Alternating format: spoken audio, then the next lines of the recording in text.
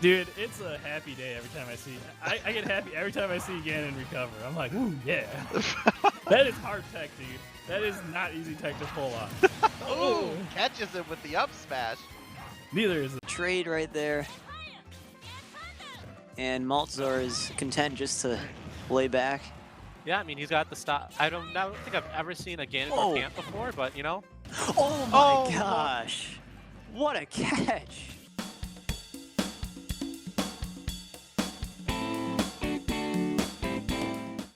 Welcome again to another episode of the Baddy Cafe. This is Chai. I'm Albino Joe. Buddy, we're almost done with the regular season. It's been a wild one, too.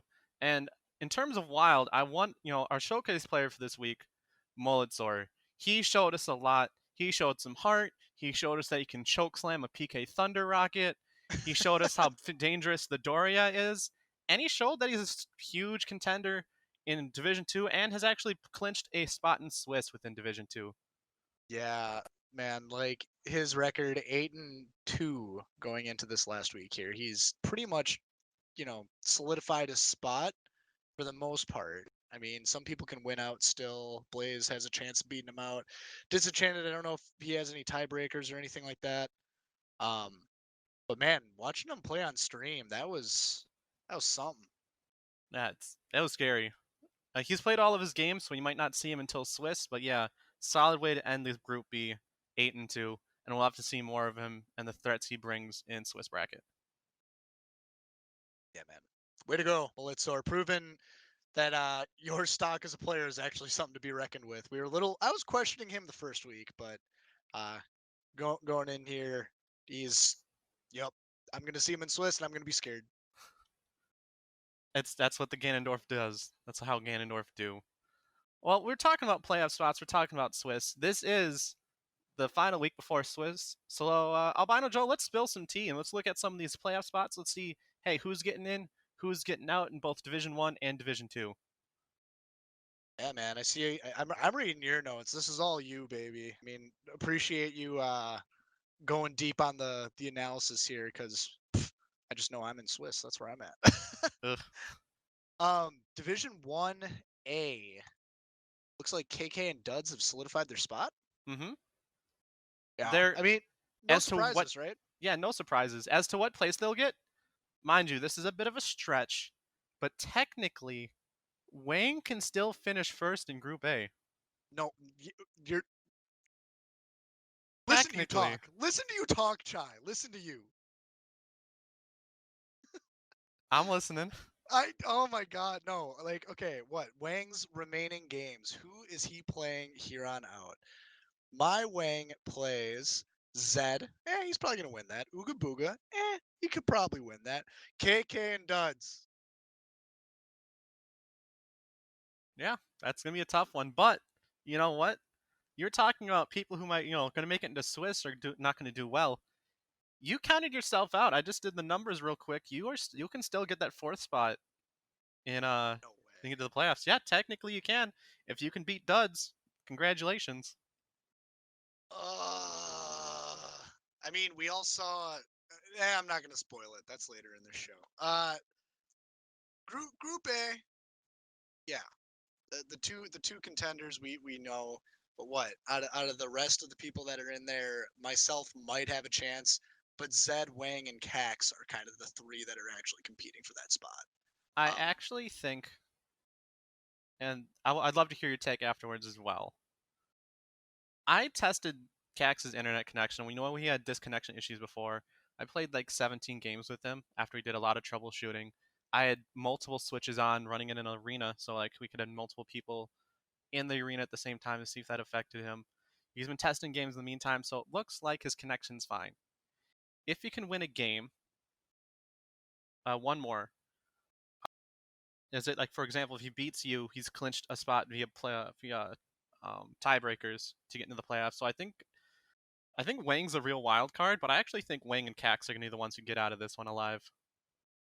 Yeah, no, definitely. I mean, Zed has self-proclaimed that he is out of practice, washed up, and expecting to go to Swiss. So, from that point, Cax and me are kind of the two remaining, unless I, by miracle, get out of it, get out of the thick of it down there. But yeah, I mean, the only way that Cax could really screw himself over is if that internet is just stage shy. Of all the things to be stage tied to, an inanimate object, a concept. The internet's scary, man. Yeah, that's that 5G getting to him. No. We ain't going there. Group B, ladies and gentlemen. Group B. Who's clinched spots in Group B, Shai? Tell us. We have Kaiser, who's had a hot run through Group B. It was really down for first place between Candy and Kaiser on who's going to clinch it out. I have confidence always. That's a lie. I generally have confidence myself, and I still even think I can beat Kaiser this upcoming week. But Candy took the game off me, and Kaiser took a game off Candy. So it looks like, even through tiebreakers, that Kaiser has the first place in Group B clinched. Candy has second place clinched. And via tiebreakers, because the only other people who can reach a playoff spot are people I've beaten, so I'm clinched for third. But there's still a fight for that fourth spot. Yeah, man. I mean, looking at who would take that, Lars, AJS Zero, Mad Cow, and Head Reaver, I believe, is out of it, right? Yep, he's out of it. Yeah. All great players. Mad Cow, I'm kind of curious about, because he had a really big run. I can't remember if it was last season. I think it was last season. Yeah, it was last season. Where he got lucky. He got a lot of lucky going on and just absolutely annihilated the competition for the good portion of the regular season as well as the playoffs. That Crocodoodle-Doo was scary, but this time around he's not doing nearly as well. I mean, granted, losing to Candy and Kaiser is not, it's nothing that's going to speak volumes of any skill degradation or anything like that. But Chai, you rocked him. Lars was able to get a game off of him, and who he plays from here on out, AJS and Head Reaver, he's really got to win those two, and that might be a way that he could get into that fourth spot.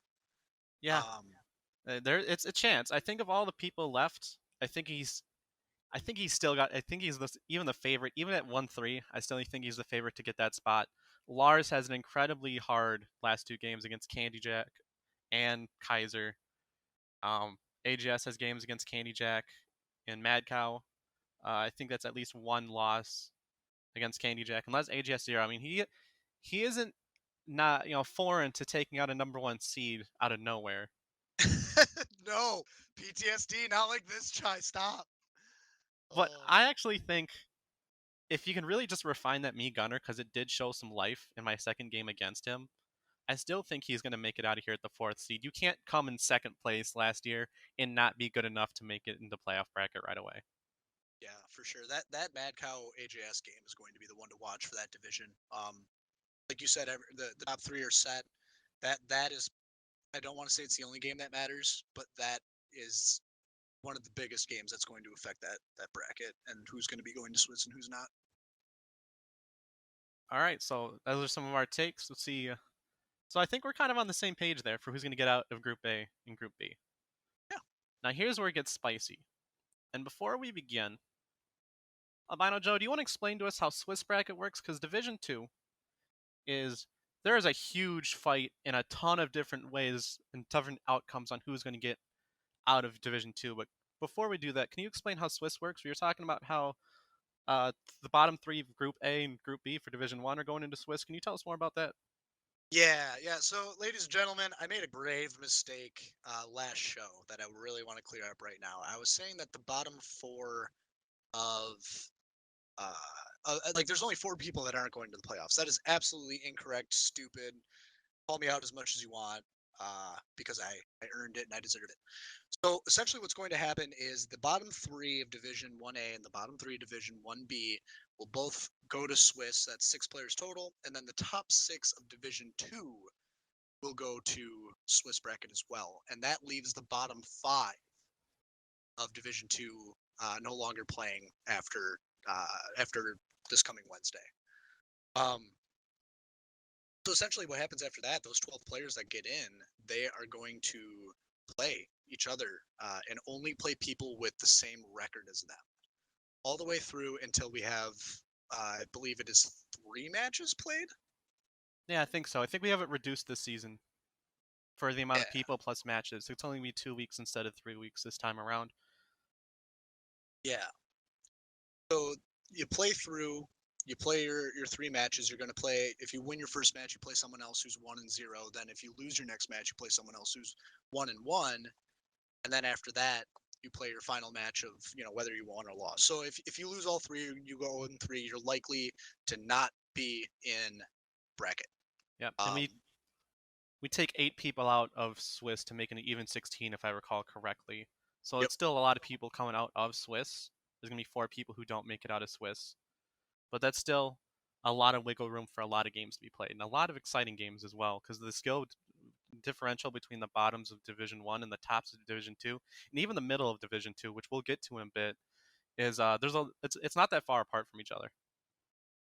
Yeah, like for sure. I mean, looking at Malitzor, Blaze, and Kaiser's former sparring partner, still sparring partner, right? Yeah. I don't know what's going on, but those 3 are yeah, they're scary and they're likely to be good. I mean, they clinched Swiss, right? Mhm. Yeah. That's I don't want to face any of those people. I'm scared. I would be too. So I'm glad I'm in playoffs already. Oh my gosh. Yeah, but like the rest of Division 2 there, what right now how the placements lie, Salvo is a toss up. I mean, he's in that 4th spot right now in the bracket. But he also hasn't played 8 games yet, and everyone else below him seems to have done that already. Aside from M Simple, Simple's only played 6 games. Yeah, I want to tell you something wild. And for those who haven't been paying too much attention to Division 2, which is always, since we've invented Division 1, Division 2, brilliant idea by AJS Zero. It's been wild to watch. M Simple is 1-5. Salvo is 4-3. There are 7 people who can still qualify out of 7 people left, 3 of which will get into Swiss. M Simple at 1-5 has about the same amount of chance as Salvo at 4-3. That means only out of the 11 people and only 6 people make it through, there are 7 players who are going to be fighting for their lives to get into that final Swiss spot. Dang. Yeah, look at Salvo's remaining games. He plays Blaze, he plays Tuna Sub, which could be an interesting match. Simple's games though. Yeah, it's just wild that like it's only the top 3 that are clinched, and the other 3 spots that are going to Swiss are just for the most part up in the air. Like, it's even hard to nail down which 3. If I were to pick 3, I'd say Salvo, Tuna, and Huck. But again, I mean, those are mine. If I were to pick 3, I'd say Salvo, Tuna, Sub, and Huck. But if you were to have to pick 3, who are you picking for those last 3?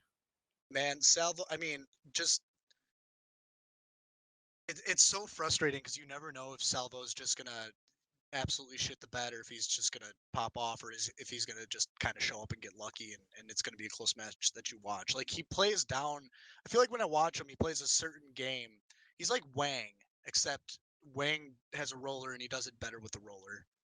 Um, where it's just you have to find those openings to get to Salvo. And once you find that and have him downloaded, you have a good chance of beating him.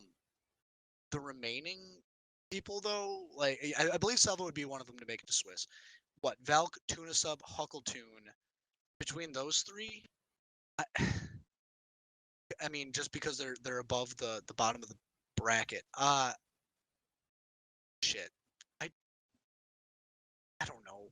I want to give it to Valk because he also has that coin flip kind of play style as well. And then I want to give it to Huckletune because he's just patient. With how he plays, he does still have some bad habits with like the up smashes that aren't really necessarily hitting. Sub, he's playing that wolf very well. Why you gotta ask me this question, Chai? I don't know the answer. That makes 2 of us, but that's what's going to make watching this upcoming week so fun and seeing what happens, because there's so much that still has to be decided yet. God, could just ramble about these players on and like look at their matchups and get into the nitty gritty. Like Huckletune, what he's playing Malitzor, or no, he already played Malitzor. He took a game off of Malitzor. Like Huckletune has the capability to deliver, and he's playing Disenchanted and M Simple in the next games that he has. So Disenchanted, like, can he? I don't know. I think the bleh out of inability to express your thoughts is exactly where we are right now, which is why it'll be so exciting to kind of see how this plays out. But let's move on to our next segment. It's my favorite segment. It's the good, it's the bad, and it's the ugly. Albino Joe, you want to lead it off with the greatest part in last week. It was amazing, and as someone who's been part of casting it last season, I want to hear your thoughts on it. Hell fucking yeah. Our seasonal speed run segment, I guess if you want to call it that, or episode, whatever you call this, raised about $500 freaking dollars for charity. Which I think that beat last season by a lot, and there's people talking to matching still. I think we were just under 500, and I think people are talking about matching to be at 500, maybe some last minute donations coming from certain people that are matching. I don't know what's going on, so I'm just calling it 500. Doctors Without Borders, it's gonna be, yeah, that's amazing. We're going to be waiting to donate that at the next GDQ, if I recall correctly. That's correct, Chai, right? Yeah, it's going to be in August as well. They didn't read our message last time. I hope they read our message this time. But yeah, $489 for charity and counting is incredible. And it's from such a small community to be able to raise that much.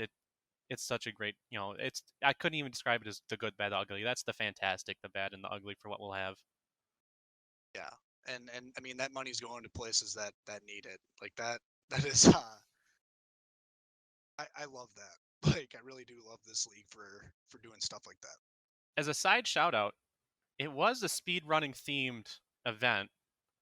Your boy, my boy, Albino Joe, you were the recipient of the fastest time for a game. KK beat you in 1 minute and 1 second. That's first place. He beat you in 1 minute and 1. You got dunked a couple times. You died at 17% in your last stock. That's an owie. Yeah, I mean, sometimes I watch my matches, but I figured that KK almost beat the 1 minute record, and between that one and Zed's from week 2, technically, I guess, those are the two matches that I really yeah, there's a reason why I didn't watch those. Definitely want to hit the fast forward button. Yes. No fast forward. Just don't watch them. Just not even worth it. Just skip. All right. Find the next timestamp. Me over Mad Cow was second place in our first game where we did a reverse main swap. He wanted to live it up a little bit. He wanted to swap mains. I didn't tell him that I had a pretty good K roll. We'll keep that one under wraps. But I beat him in 1 minute 45, and our showcase player of the week, Malitzor, beat Thrifty in 1 minute 47. That's some speed running, man. Definitely. I do want to tell you though, that was our great. That was our fantastic. There was a bad though. There was something bad, and it's something that's been bad throughout the entire history of the league, starting in Season 2. We saw it, and I was reminded of this when I watched Kaiser and Candy's really close set. Candy taking it to WarioWare in Game 3 with the Dwarf, and he lost. He lost on his counter pick. And I remember, I was like, I could have sworn WarioWare, there's got to be something wrong with it. I was kind of thinking, what is it? Is it the variability? Is it a good counter pick? Should you even bother? And spoiler alert, you shouldn't bother picking with a counter pick. You should not bother picking WarioWare in the slightest. Albino Joe, I want you to take a guess.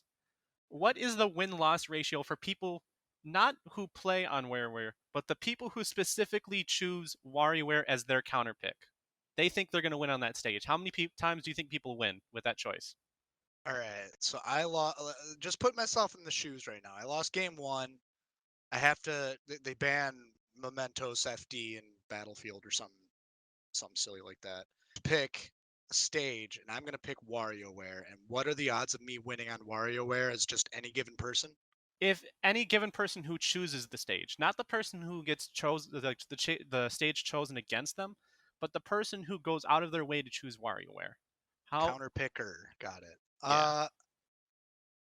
Odds of winning? I don't know, man. Like, it's just a. I'll say a third. I'll say 33% of the people who counter pick it as a counter pick win it. You are very close. As you can kind of guess by the tone of voice I have about this segment, it is the worst counterpick stage historically. I went through a lot of our counterpick stages. I was really bored and I had a ton of time on my hands. 31%. You have a 31% of winning on Wow. WarioWare if you pick WarioWare throughout the history of this league. It is the worst decision you can make. It's the scam. It's the mid-level marketing of choosing stages. Don't do it. Yeah. You're not going to it's pay off at cursed. the end. Cursed. Don't touch it. Those walls, they're so close. Those platforms.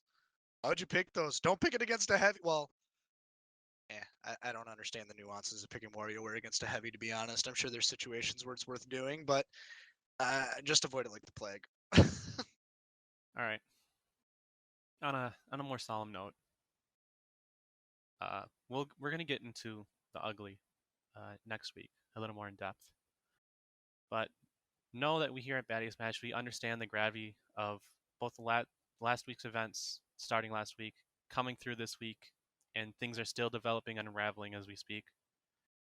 We're gonna leave some information, both on screen and in the description below, on if you or a loved one are experiencing any form of sexual assault or is going through any sort of mental health or suicide related issues because of the scarring that sexual assault causes, both not only physically, emotionally, and spiritually.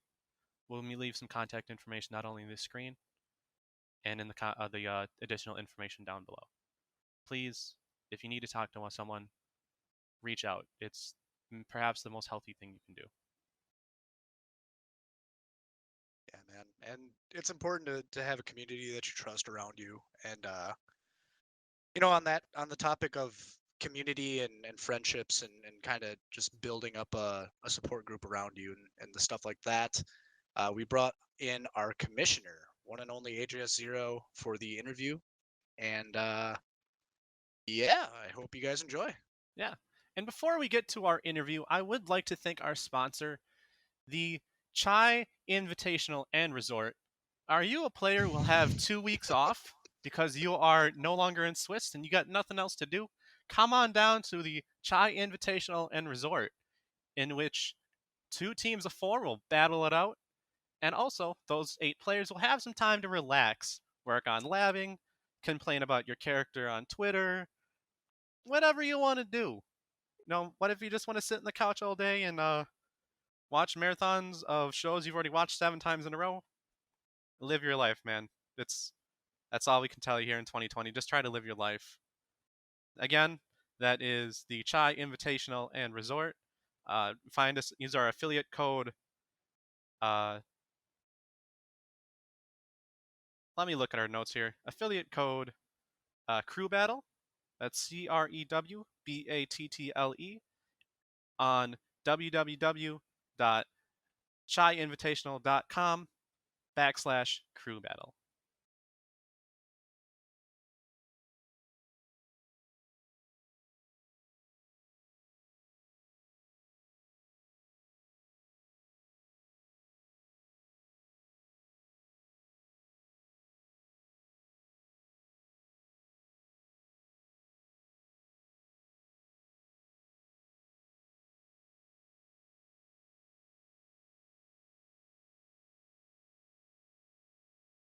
Ladies and gentlemen, me albino Joe, This is Chai.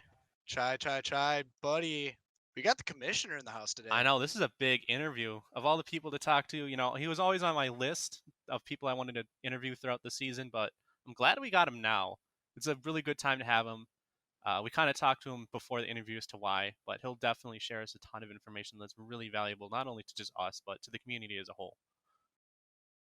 Yeah, for sure. And AJS, I'm gonna come out swinging on this actually. So the Baddy franchise has lasted almost a decade at this point, like 8 or 9 years, something like that. From the beginning, it was known as the BCL, or Baddy Charity League.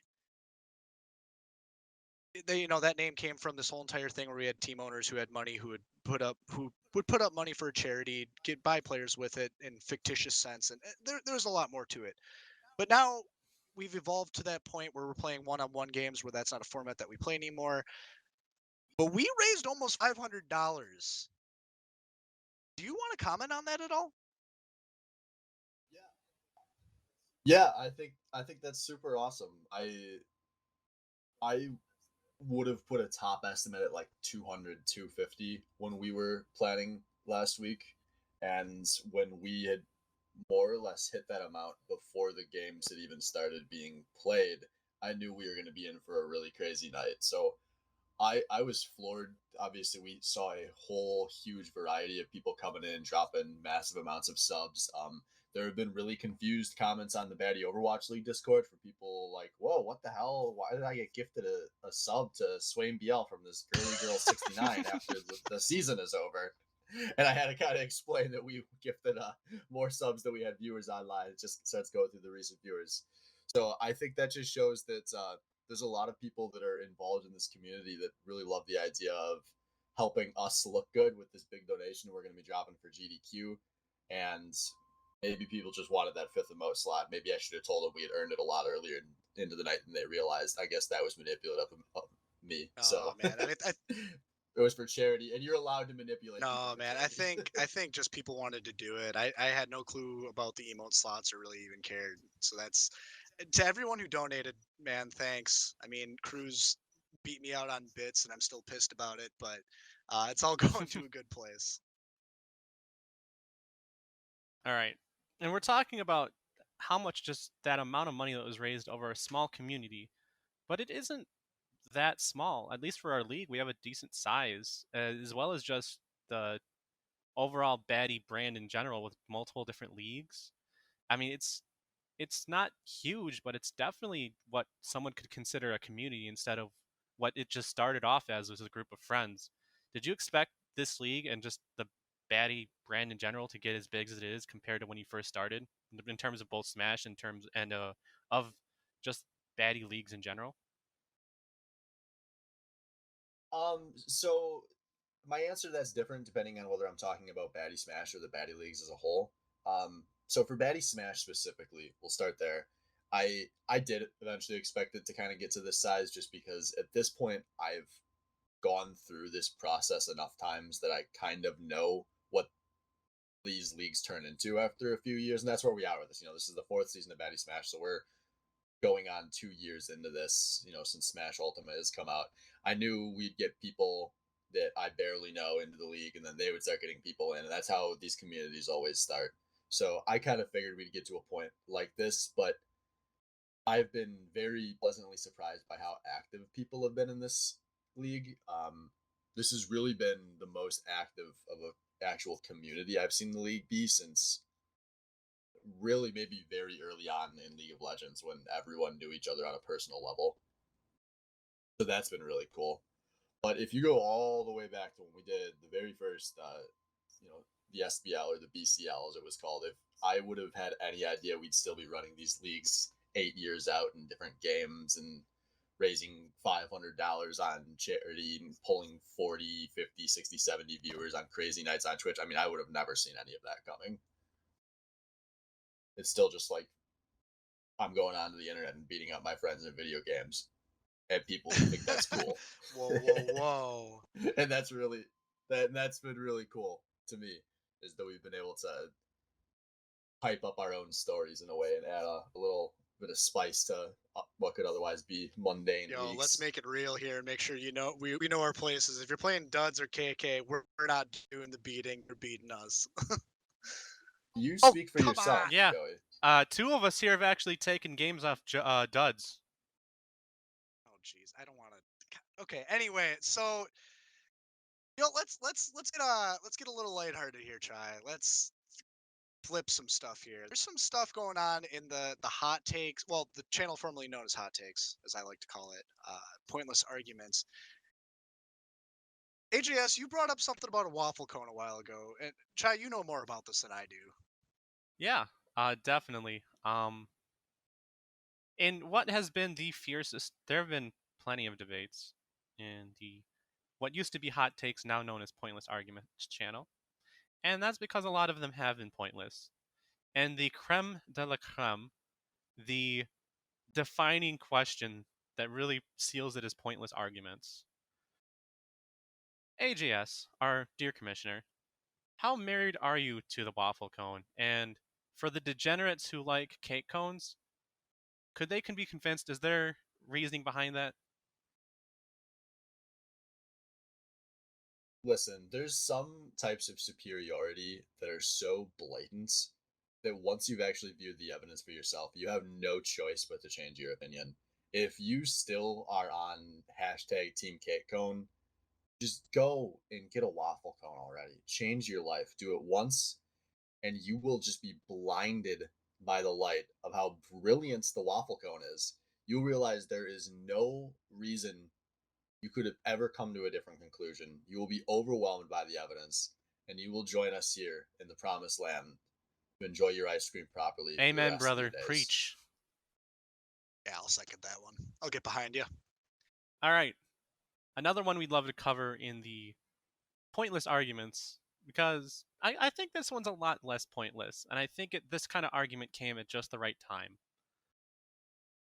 AJS, what is the cutest baby animal? You know, I'm gonna go different than most people here. I've come really around on the small animals, so I've really started liking like baby hamsters and such in recent years. I think they're just they're too much to handle, man. They're so cute. It's, I can't even decide on one. Man. I think this is the only pointless argument where no one's wrong. I actually deer were up there for me until about 2 days ago when I hit one. So hamsters have pulled into a clear lead. Just don't now. hit a hamster then. I mean, for all I know, I have hit a hamster before. Keep this conversation fun and fluffy. God damn it. All right. God. Speaking of fluffy and kind of fun, but in an entirely different way. AJS, the thing that really drives people together in a community, whether it be video games, is, I mean, fun is where it starts, but just the brotherhood / sisterhood and just the community element in itself, not only as a noun but as an adjective.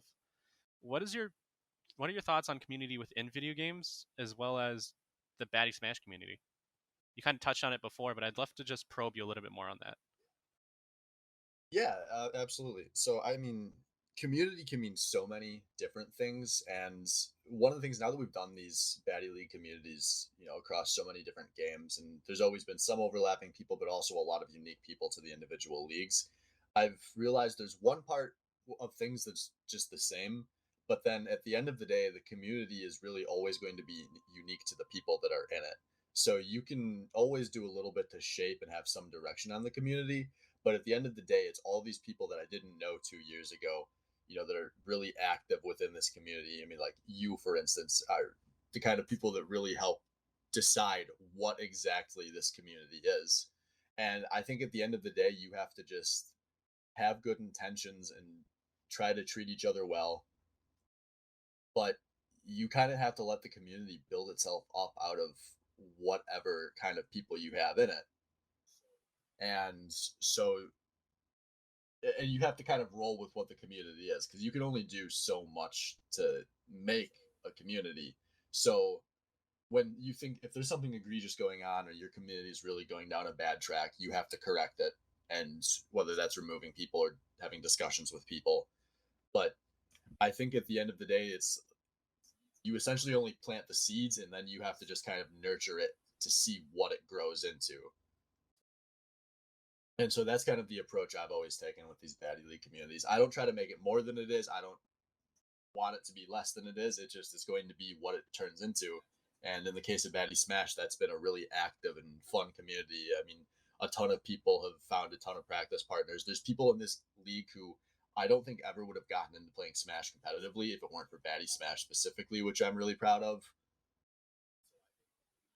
And so I think we just kind of roll with what the community ends up being, because in our case, that's turned into something that's been really, really awesome. Yeah, I can get behind that. And even just the going even wider on it. You're speaking specifically about Baddy Smash, but I want to go as far as just the Baddy franchise, where it's the only community where I can talk to people about, stuff going on in my life, or just really anything that is of interest to the whole community or group of people that are in there. But at the same time, I could say something like KK absolutely fucked me mercilessly in my game. Catch it on Pornhub later or something like that. Like he speedrun me so hard, and it's an environment where I can laugh about that.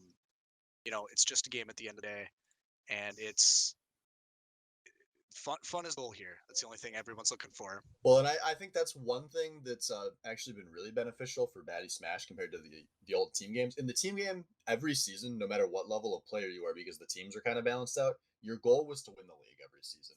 And maybe you get 2 or 3 weeks into a team season and you realize, like, oh my god, there is literally no salvaging this team. But at least at the start, your goal was to win every season. Even the worst players think that. In Baddy Smash, I mean, I'm pretty delusional. I don't come into a season of Baddy Smash with the goal to win the league. And I know there's a lot of players that are weaker than me and a lot less delusional than me that probably have no intention of winning the league. And that's, I think, what makes Baddy Smash so fun, is that people have managed to all set their own goals for themselves that they can try to achieve. And it's not all whether you win or lose the league that determines whether you have fun. And I think that's a big part of what's made Baddy Smash so healthy, is that people have been able to set more healthy goals than it's either first or it was a failure. Yeah, it's definitely And I'm the ability to have something. I'm All sure right, that you go first. Sorry, what I was going to add. Sure that doesn't fully apply. There's a handful of people at the top who, I'm sure every season that Duds doesn't win, he's probably thinking like, "Damn, that was a disappointment." But even then, the people that have those goals are always going to have the ability to put themselves within striking distance of attaining them, even if they fall a little short. Yeah, to add on to that, I mean, that's the thing that's just wonderful about this league in general. I've been in Baddy Overwatch League. I've been in this league. A lot of times, you're just kind of saying like there's more of a zero-sum element when you're playing in that team game, but sometimes a goal can be as simple as, I just want to win one more game than last year. I just want to place a little bit higher, or I just want to make sure if I play this new character that it works. There's so many different types of goals you can have within this community. Whereas in Baddy Overwatch League, I kind of felt the same, where it's like, well, I just hope our team wins. That's the number one thing. Yeah, and that's a big part of how we've structured this league. Is I've used the phrase meaningful matches a lot, where I want you to have as many games as possible that are actually competitive between you and your opponents and have actual impact on where your standings are. And I know people have said in various chat channels, if you're just getting into competitive Smash and you go to your first local, you're probably going to go 0-2. Damn, you played 2 matches and you're done. Or maybe you're going to go to your first super major where most of them are going to have brackets and you're going to go 0-2. And it's like, wow, this was a lot of effort to come in here, play twice, and I'm out. And in Baddy Smash, the worst part is you can go 0-2 and have a really close in that second match and think, damn, if I could play one more opponents, maybe I win. And so I'm really happy that we've come up with this format that structures things so that whether you're one of the best players in the league or you're one of the worst players in the league, you still get to play as many matches as possible with somebody that's like in the neighborhood of you skill wise, so that those goals can always be really clear and incremental to you. I mean, if you finish 0 in everything in Division 2, but go, okay, well, I had 4 or 5 games that were legitimately close. I think if I was 20% better, I could have won 1 or 2 of those. And it lets you set really clear goals. Even if you don't want to play a lot of Smash, you can be like, I just have to get a little bit better, and I would have closed some of these games out. And maybe my goal is not even to go to Swiss, but I can still, if I practice here and there, this game's not going anywhere. That could be my goal for the next season. and those goals kind of increment all the way up to, you know, in theory, if you improve enough, you could turn into a player that's trying to play for the championship. Yeah, and something I really love, AJS, I don't think there's a single tournament on this planet that follows the format that you laid out. Round robin with divisions into a Swiss round for the bottom of the top divisions and the top of the bottom division into a playoff bracket. That is, I mean, that's homework for anyone who's listening to this right now. Find another tournament that's like that, because there isn't one. I mean, you won't, yeah. And that this is the kind of event that shows, I've always been very I've really been into the fact that esports and should embrace more alternative competitive formats. I think there are we've seen it a little bit with esports, where there's so many unique formats that can be explored, and I love to see more and more of that being used. But it also just shows the roots of the Baddy League, where our goals were always very different than normal tournaments. And so I think that kind of created this environment where I wanted to look at things from a different perspective and figure out this iterative process until we came up with the current format that seems to be working really well. And then on top of that, it's just we have one major advantage, and that's when we throw our events, almost all of the players are at least semi-known quantities, because we're not an open tournament. We're, like we've said, you know, kind of a community thing. And that's probably the most important part here, is you have to have some idea of where these players stack up going in to do an event like we do. I mean, to do something like this at a local level, you'd have to have a lot of really consistent people showing up to your events. Yeah, for sure.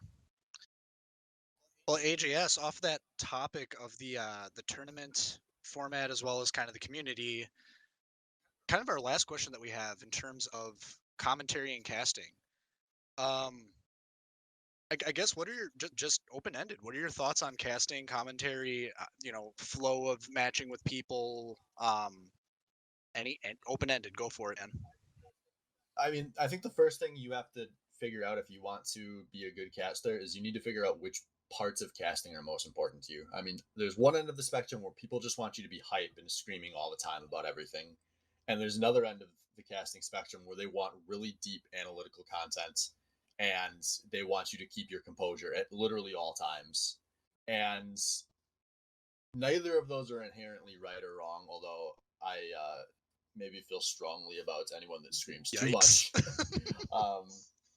But you need to figure out what is most important to you in casting, and then you need to just find a way to be yourself. Because I think there's a lot of people I've met over the years that when they talk about casting, they're like, I'm going to try to be X caster, and that puts you really far behind from the get-go. You just need to find a way that's authentic to yourself and your own personality, and then try to get comfortable enough on a mic that your voice is able to show through, essentially. And so for me, I've had the advantage of, I've been doing this for almost 10 years. I'm completely comfortable hopping on a mic and just ranting. And I know my style tends to be a little less bullshitty than some of the other casters. That's just never... I've had a hard time with the pace of Smash games getting into just BSing a lot, so I tend to be a little more analytical, hype, a little less screw arounds. But that just shows how many different like approaches you can have to it in like a fighting game. Because some of the games where I watch like Tree and T2 Slade just cracking jokes for 3 minutes straight, and it's like the perfect way to capture the match that they're casting. That's kind of what I like about. I mean, I'm very new to this casting group, but it's something I really like is where you'll see me or KK are very analytical, very to the nose as to what's going on. We have folks like Albino Joe that have some of the most hype pop-offs on the mic. You're AJS, you're a pretty good balance of the two, but we just have so many different personalities, and I'm sure as the person who's I believe you're the one who's in charge of deciding who casts with who. That's got to be fun to kind of put those two puzzle pieces together. Yeah, it's always really fun trying to give people a mix up of like who they're going to be casting with. I try to give people a bit of an opportunity to play around with a bunch of different people so that everyone has the chance to develop. I know some people, it's like, yeah, I cast the Baddy League, I like it, that's as far as I want to go with it. some people it's like, yeah, like this is my art. I care a lot about getting better at this. And so I like to make sure that whatever people want to do with the casting, that they have the opportunity to grow in a way that's meaningful to them. Just a piece of information to kind of help support your what end are you closer to, hype or analytical kind of thing. Traditional sports, man, like football, basketball, you'll have the color commentary and the play by play, and I mean that does work for certain environments, but most video games that's not a really good way to handle it, especially in fighting games. Though Yeah, fighting Yeah. games especially. I mean, I know in the team games we usually kind of defaulted to a play-by-play and a color caster, which I've done both of those, and I think that's a big part of why I have such a in the middle, well-rounded style. I personally think I was excellent at both play-by-play and color casting when we did League and Overwatch. Um, but in fighting games, the pace is just too constant for you to be able to do those kind of traditional roles. And so I think that develops some really unique casting styles when you're within the fighting games. I know as far as my own personal style goes, I've always kind of viewed it like you're a conductor with like an orchestra, is how I feel like when I cast, where I'm just trying to match the tempo of what is going on in the game. And so I need to keep it kind of restrained. So when the game really starting to hit climactic moments, I have the energy there that I can draw to it and make it. I like to think that if somebody's not watching their monitor, but they have it up with the sound on, they can just kind of hear it in my voice when they need to turn and start paying attention again. And that's kind of maybe to me the defining part of my style as a Smash caster. Oh yeah. Yeah, it's a very solid way to think about that. That's something I'll have to keep in mind. Definitely, it's something I think about when we're doing this pre-show as well. As it's designed as an audio format. So what do you bring to the audio? I'm trying to incorporate more visual elements. Because a lot of people do watch this on YouTube mainly because it's the only platform. But a lot of the previous pre-show had a lot of visual elements, and that's kind of something I wanted to include as well. But for those who just listen, you kind of have to strike the balance between the two. Like, do they sound surprised of this result? Do they sound is this an eerie thing? Is this something to be mad about or excited about? I think that's definitely something to keep in mind when doing any form of entertaining audio, is to make sure that it fits the vibe. Yeah. Well, hey, I think, Shai, I believe that's all of our questions. AJS, do you have any final thoughts that you want to leave us with? Yeah, actually, I would like to close with one thing. I know this hasn't made it into all of my posts and announcements this season because there's a 2,000 character limit, and I take that limit really personally by trying to squeeze a lot of information in. But I do try to always add on at the bottom of these posts, hey, if you have any questions or concerns, please don't hesitate to DM me on Discord. And I just want everyone to know that with everything that's been going on in the Smash community recently, I mean, I realize we probably don't have a whole lot of sexual assault going on in our league, or so I think. But if anyone ever feels like they're being harassed or anything that's towing over the line, obviously the difference between banter and harassment can really be subjective to some people, and what one person might think is good natured might really be rubbing you the wrong way. And if you are ever like uncertain or uncomfortable, please don't hesitate to message me. At the very least, I can try to figure out if the other person had good intentions or not. And I usually have a decent idea about these things just from knowing so many of the people in the league.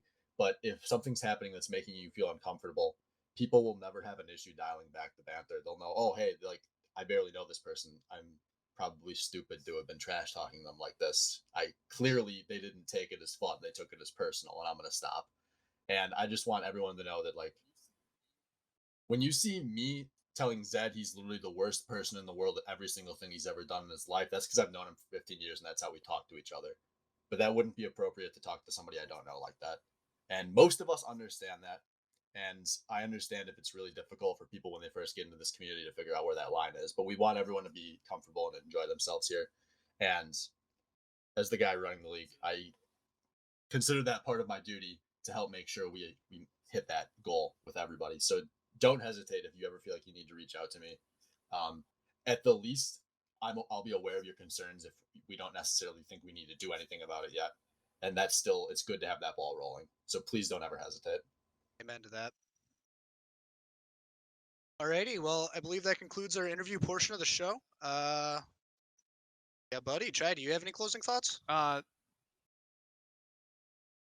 think for those of you who are rookies, as someone who's, relatively new to just being in Baddy, but have kind of been there just to make sure I can, let myself feel heard and feel comfortable to the point where I'm doing a pre-show of all things.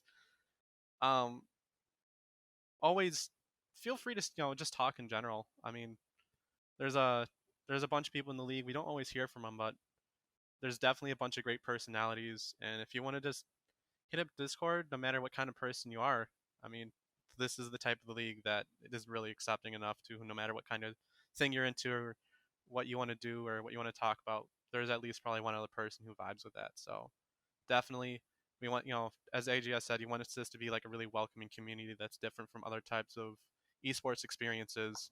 So don't feel afraid, just say hey. AJS, thank you so much for coming onto the show. That'll conclude today's episode. And as always, no Johns. All right, ladies and gentlemen, thank you for tuning in to the Baddy Cafe. The intro and outro music was produced by Headreaver, and this is a Baddy Smash production.